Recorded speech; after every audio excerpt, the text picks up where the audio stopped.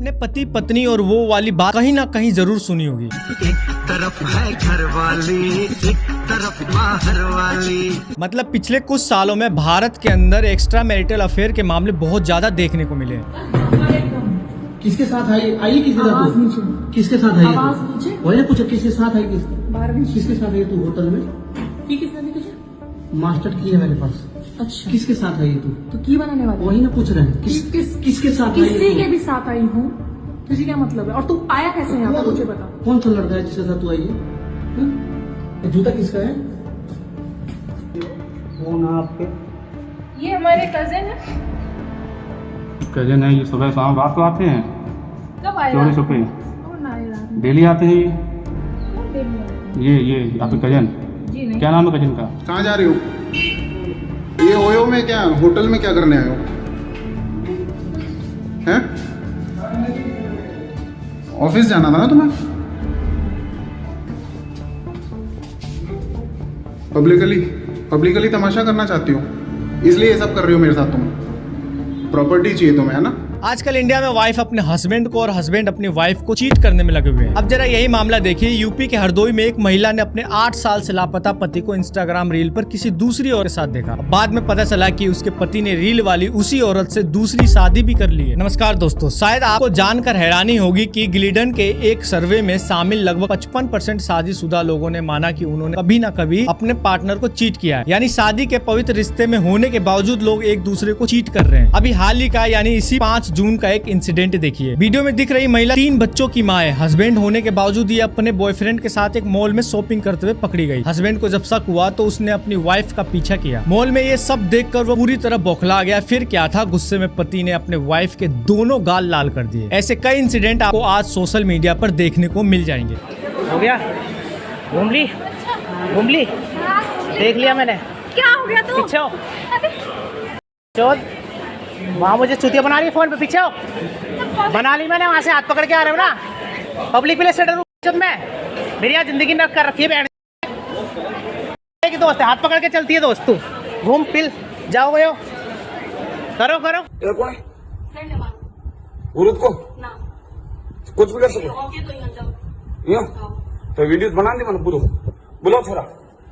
कुछ महिलाएं social media पर खुद को बहुत मैच्योर और मॉडर्न बताती हैं। उनका मानना है कि एक्स्ट्रा मैरिटल अफेयर कोई टैबू या गलत बात नहीं है, बल्कि ये तो बहुत आम बात बन चुकी है। इतनी मैच्योर बीवी बन चुकी हूँ कि अगर मेरे पति मुझसे महीने पर बात नहीं करते हैं तो मुझे घंटा फर्क नहीं पड़ता। दूसरे के तो करते हैं, काम चल जाता है मेरा। ना करे भाग गया। लेकिन प्रॉब्लम सिर्फ एक वीडियो की नहीं है। असली प्रॉब्लम तब शुरू होती है जब लाखों लोग इन वीडियोस को देखते हैं, जिसके कारण कुछ यंग लोग इनसे इन्फ्लुएंस होकर अपने पार्टनर को चीट करने का बहाना या जस्टिफिकेशन ढूंढने लगते हैं। ये सिलसिला सिर्फ पति पत्नी तक ही सीमित नहीं है, बल्कि कुछ मामलों में तो ऐसे रिश्तों का नाम सामने आए हैं जिनके बारे में पहले लोग सोच भी नहीं सकते थे। कहीं चाची का दिल अपने भतीजे पर आ जाता है। रिश्ते में मेरे हस्बैंड है, उससे ज्यादा मेरे को अभी हस्बैंड बने, पहले क्या? पहले भी मेरे हस्बैंड थे। सुने मारा है कि आप इनकी चाची थी। जो आप सुने शायद वही सच होगा। चाची ही थी। हाँ। तो अपने भतीजे पे दिल आ गया आपका? बस। तो कहीं सास का दिल अपने दामाद पर। दूसरे के गले में फूलों की माला पहनाते ये रिश्ते में अब से पहले तक सास दामाद हुआ करते थे, लेकिन अब कानूनी तौर पर पति पत्नी बन चुके हैं। कुछ मामलों में तो मौसी और भांजे को फिजिकल रिलेशनशिप बनाते हुए पकड़ा गया और उसके बाद परिवार वालों ने उन दोनों की शादी तक करवा दी। कौन है आपका? नाती है। आई कौन है? बेटी है। ये दोनों में क्या रिश्ता है? पकड़ लिया। अच्छा ठीक है, तो मैंने प्रेम प्रसंग शादी करना चाहता है इसे? हाँ? कर लेगा? और क्या बोलो? तू करवाएगा शादी?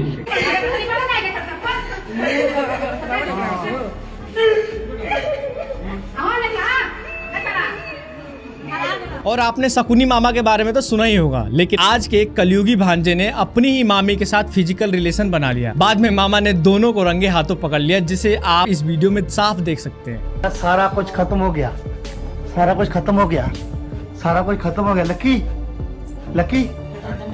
लकी देख ला, सारा कुछ खत्म करता करी। नहीं खत्म करता करी सारा। आप मेरी दुनिया खत्म हो गई। आज मेरी दुनिया खत्म हो गई है। ऐसा लगता है कि आज कई लोगों के लिए रिश्तों की वैल्यू से ज्यादा उनकी पर्सनल डिजायर्स मैटर करती हैं, लेकिन ये तो बस एक शुरुआत है। आगे मैं आपको ऐसी एक्स्ट्रा मैरिटल अफेयर की स्टोरीज बताने वाला हूँ जिन्हें सुनकर आप सच में दंग रह जाएंगे। तो चलिए आज की वीडियो में हम बात करते हैं तेजी से बढ़ते हुए एक्स्ट्रा मैरिटल अफेयर के ट्रेंड की, वो भी पूरे डिटेल में। तो दोस्तों, एक्स्ट्रा मैरिटल अफेयर्स का सीधा सा मतलब होता है कि शादीशुदा होने के बावजूद अपने हस्बैंड या वाइफ को धोखा देकर किसी और के साथ रिलेशनशिप में आ जाना। साल 2018 से पहले हमारे कानून में इसे एडल्ट्री माना जाता था, जो कि एक पनिशेबल ऑफेंस था। यानी अगर कोई पुरुष इसमें इन्वॉल्व होता है तो उसे बाकायदा जेल तक हो जाती थी। लेकिन साल 2018 में सुप्रीम कोर्ट ने एक लैंडमार्क जजमेंट देते हुए इस कानून को पूरी तरह से खत्म कर दिया। कोर्ट का मानना था कि एडल्ट्री शादी टूटने की वजह से तो हो सकती है, लेकिन ये कोई क्रिमिनल ऑफेंस नहीं होना चाहिए। अब कानून तो बदल गया, पर इसका समाज पर जो असर हुआ वो सच में हैरान करने वाला है। जैसे ही एडल्ट्री को लेकर कानूनी डर खत्म हुआ, वैसे ही मार्केट में ग्लिडर नाम का एक ऐप अचानक से बूम कर गया। इस ऐप को आप सीधे शब्दों में शादीशुदा लोगों का टिंडर कह सकते हो। सबसे चौंकाने वाली बात यह है कि इस ऐप को स्पेशली डिजाइन ही इसलिए किया गया है ताकि लोग अपनी शादी के बाहर जाकर एक्स्ट्रा मैरिटल अफेयर चला सके। जो लोग पहले कानून या पुलिस के डर से कदम पीछे खींच लेते थे, वे अब बहुत ही ओपनली इन सब चीजों में इन्वॉल्व होने लगे हैं। इस ऐप का क्रेज इंडिया में किस कदर बढ़ा, इसे समझने के लिए जरा इसके आंकड़ों पर नजर डालते हैं। अगर हम डेटा की बात करें तो मार्च 2020 से मई 2022 के बीच, यानी सिर्फ 2 साल के छोटे से टाइम पीरियड में 9 लाख से ज्यादा नए इंडियंस इस ऐप में जुड़ गए हैं। तार यही नहीं रुकी, आज 2026 में इस ऐप के भारत में 40 लाख से भी ज्यादा एक्टिव यूजर्स हो चुके हैं। ये नंबर्स चीख कर गवाही दे रहे हैं कि आज के इस डिजिटल और हाईटेक दौर में मॉडर्न होने के नाम पर लोग अपने लाइफ पार्टनर के साथ चीटिंग करने को भी एक पर्सनल चॉइस मानने लगे हैं। आजकल सोशल मीडिया पर और दिल्ली, मुंबई, कोलकाता, बेंगलुरु जैसे मेट्रो शहर में 2 नए वर्ड्स बहुत तेजी से ट्रेंड कर रहे हैं, शुगर डैडी और शुगर बेबी। तो इनका मतलब क्या है? शुगर डैडी यूजुअली 50-60 साल का वो सक्सेसफुल और पैसे वाला मर्द होता है जो किसी 20-22 साल की खूबसूरत लड़की के साथ रिलेशनशिप में होता है। इस रिलेशनशिप में दोनों की अपनी अपनी जरूरतें होती हैं। मर्द को कंपेनियनशिप और फिजिकल क्लोजनेस चाहिए और लड़की को उसका पैसा और luxury life style. Simple deal. अगर इसका एक रियल लाइफ बॉलीवुड एग्जांपल देखना हो, कबीर बेदी और परवीन दुसांझ को देख लो। दोनों के बीच पूरे 29 साल का एज गैप है। जब शादी हुई तब कबीर बेदी 70 के थे और परवीन 42 की। उसी तरह इसका बिल्कुल अपोजिट ट्रेंड भी आजकल बहुत तेजी से बढ़ रहा है, जिसे लोग काउजर या मिल्फ कल्चर कहते हैं। सरल भाषा में समझे तो आजकल के यंग लड़के खुद से काफी बड़ी उम्र की औरतों की तरफ अट्रैक्ट होने लगे। वो भाभी हो, कोई आंटी हो या कोई एक्सपीरियंस और कॉन्फिडेंट वुमन, इनकी तरफ यंग लड़कों का खिंचाव अब एक बहुत बड़ा सोशल और साइकोलॉजिकल ट्रेंड बन चुका है। ये सिर्फ इंटरनेट की बात नहीं है, बल्कि साइकोलॉजिस्ट कहते हैं कि बड़ी उम्र की औरतों में एक मैच्योरिटी, एक कॉन्फिडेंस और एक इमोशनल स्टेबिलिटी होती है जो यंग लड़कों को जेन्युइनली अट्रैक्ट करती है। और इसे नॉर्मलाइज करने में बॉलीवुड का बहुत बड़ा हाथ रहा है। याद है दिल चाहता है में अक्षय खन्ना का किरदार, जिसे खुद से बड़ी उम्र की डिम्पल कपाड़िया से प्यार हो जाता है। मेरी वजह से आपको ये सब सुनना पड़ा, लेकिन ये सच है कि मैं आपसे प्यार करता हूँ। I'm not sorry for that.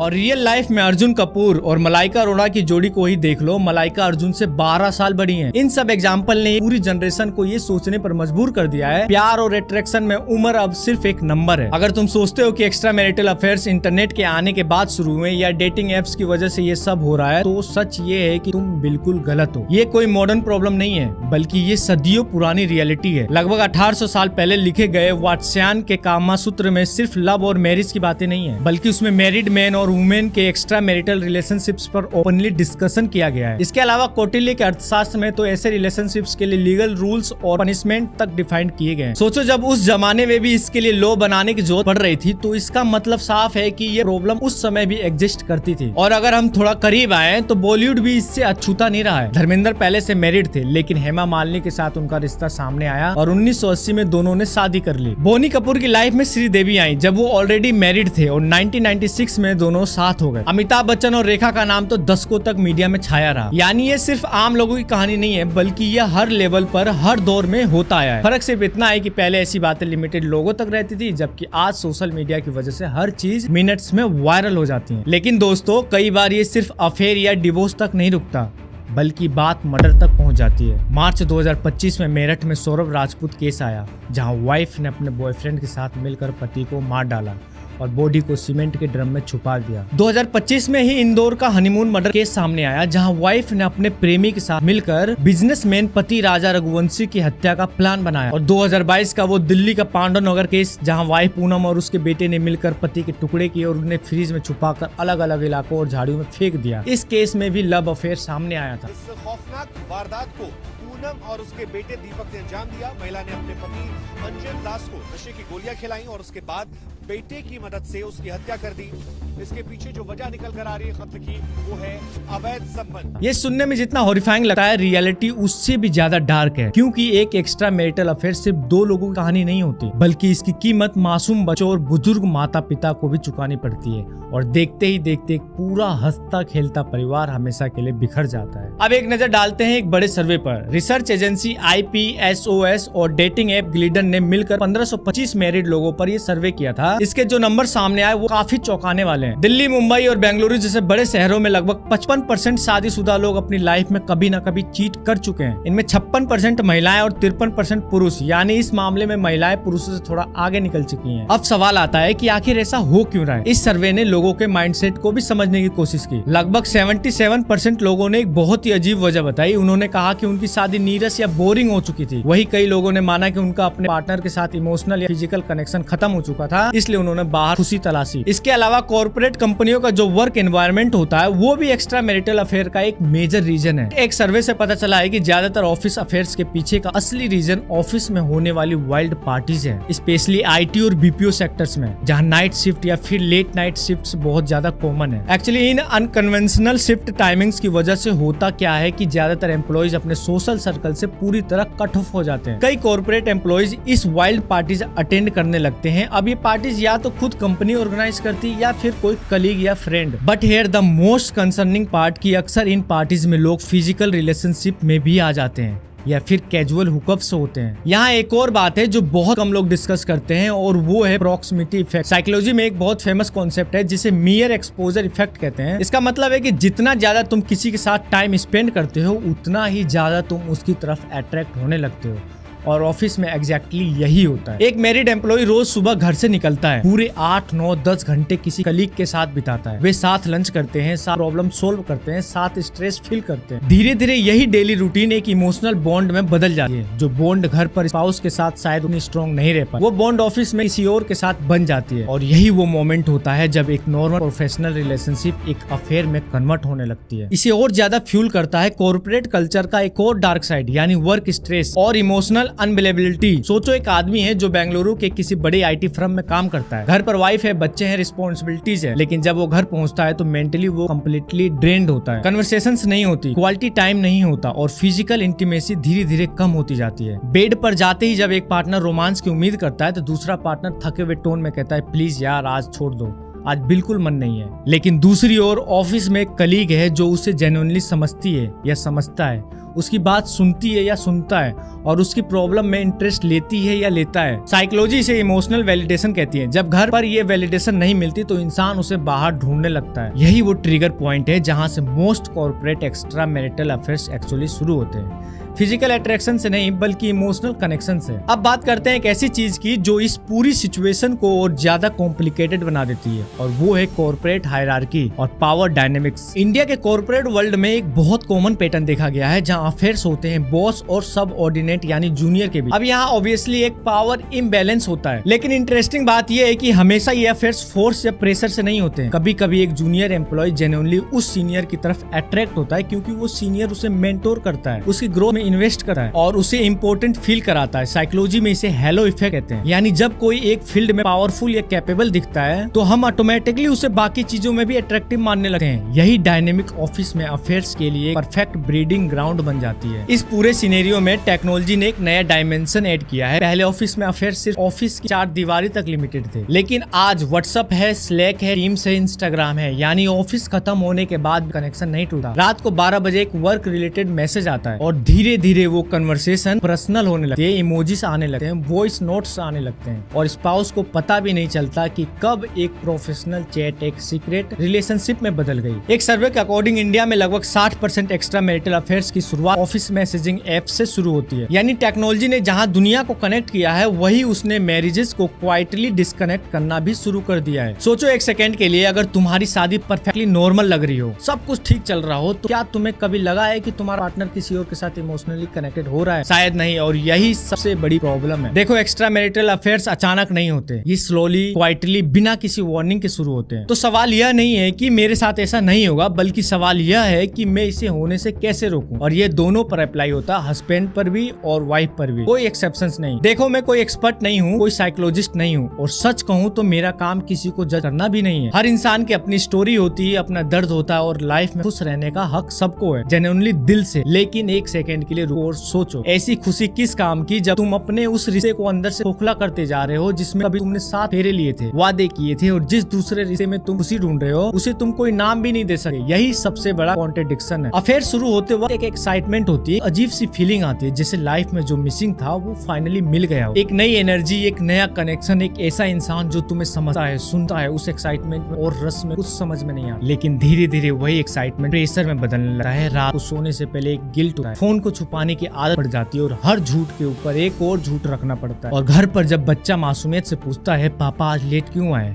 या मम्मा अभी तक आप कहाँ थे, तो उस एक सवाल का जवाब देने में जितनी तकलीफ होती है वो कोई नहीं बताता। रिसर्च भी यही कहती है कि इनफिडेलिटी के बाद जो बिट्रेल होता है वो सिर्फ हार्ट ब्रेक नहीं होता, बल्कि वो अपने साथ कई सारे डीप ट्रॉमाज लेकर आता है। एंजाइटी आती है, ट्रस्ट हमेशा के लिए टूट जाता है, और एक ऐसा इमोशनल डैमेज होता है जो सालों तक नहीं जाता। और यह सिर्फ उस इंसान को नहीं होता जिसके साथ चीट हुआ है, बल्कि कई बार खुद जिसने चीटिंग की है वो भी अंदर से टूटा हुआ होता है। क्योंकि इंसान चाहे खुद को कितना भी जस्टिफाई करे, दिल जानता है कि क्या सही है और क्या गलत है। अब ऐसे में इसके सॉल्यूशन क्या हो सकते हैं? वेल, कुछ ऐसी साइंटिफिक टेक्निक्स है जिस पर कई साइकोलॉजिस्ट और रिलेशनशिप काउंसलर की एक राय है कि हाँ, कि ये टेक्निक्स एक हेल्दी रिलेशनशिप मेंटेन करने के लिए या फिर एक ब्रोकन मैरिज को फिक्स करने के लिए डेफिनेटली काम करता है। तो चलो एक एक करके इन्हें समझते हैं। पहली बात, ओपन कम्युनिकेशन। सोचो एक कपल है, दोनों बिजी हैं, दोनों थके हुए हैं। वाइफ को लग रहा है हस्बैंड उसे टाइम नहीं देता, जबकि हस्बैंड को लग रहा है कि वो ऑलरेडी बहुत कुछ कर रहा है, लेकिन दोनों में से कोई ये बात ओपनली नहीं बोलता। यही छोटी छोटी चुप्पियां धीरे धीरे एक बड़ी दीवार बन जाती है। इसलिए अपने पार्टनर से हर बात शेयर करो, एक्सपेक्टेशंस भी, डिसअपॉइंटमेंट्स भी, और वो फीलिंग्स भी जो तुम्हें लगता है कि इतनी छोटी बात है, बताने की जरूरत नहीं है। क्योंकि वही छोटी छोटी बातें जब अंदर दबती रहती हैं तो एक दिन बहुत बड़ी बन जाती है। जब घर पर कोई सुनने वाला हो तो बाहर किसी को ढूंढने की जरूरत ही नहीं पड़ेगी। दूसरी बात, इमोशनल कनेक्शन मेंटेन करना। शादी सिर्फ रिस्पॉन्सिबिलिटीज का नाम नहीं है। बिल्स पे करना, बच्चों को स्कूल छोड़ना, ग्रोसरीज लाना, ये सब जरूरी है, लेकिन यह काफी नहीं है। एक सिंपल एग्जांपल लो, अगर तुम्हारा पार्टनर कुछ अचीव करे, तुम उसे अप्रिशिएट करना भूल जाओ, तो वो अप्रिसिएशन वो कहीं और ढूंढेगा। ऑफिस में कोई कलीग वेल डन बोल दे या जेन्युइनली केयर करे, और बस वहीं से इमोशनल कनेक्शन बनना शुरू हो जाए। इसलिए डेली लाइफ में अप्रिसिएशन, रिस्पेक्ट और इमोशनल सपोर्ट को अपने लाइफ पार्टनर के साथ इग्नोर मत करो। तीसरी बात, फिजिकल इंटीमेसी और अफेक्शन। साइंटिफिक रिसर्च और साइकोलॉजी की रिपोर्ट्स के मुताबिक जो कपल्स रेगुलरली इंटीमेट होते हैं, यानी सेक्स करते हैं, उनके ब्रेन में ऑक्सीटोसिन नाम का एक हार्मोन रिलीज होता है। इसे लव हार्मोन भी कहते हैं। ये हार्मोन क्या करता है? ये उनके बीच का स्ट्रेस कम करता है, एंजाइटी कम करता है, और रोज रोज के छोटे छोटे झगड़ों को नॉर्मली बड़े बन जाते हैं, वो ऑटोमेटिकली सेटल होने लगते हैं। सिर्फ इसलिए क्योंकि दोनों के बीच एक फिजिकल और इमोशनल क्लोजनेस बनी रहती है। और यहाँ एक बात क्लियरली समझ लो, इंटीमेसी का मतलब सिर्फ फिजिकल रिलेशनशिप नहीं होता। एक हग करना, हाथ थामना, आंखों में देखकर मुस्कुराना, या सुबह उठकर बिना फोन देखे 2 मिनट सिर्फ एक दूसरे के साथ बैठना, ये सब भी इंटीमेसी है, और ये सब भी उसी ऑक्सीटोसिन हार्मोन को ट्रिगर करता है। चौथी बात, क्लियर बाउंड्रीज विथ अदर्स।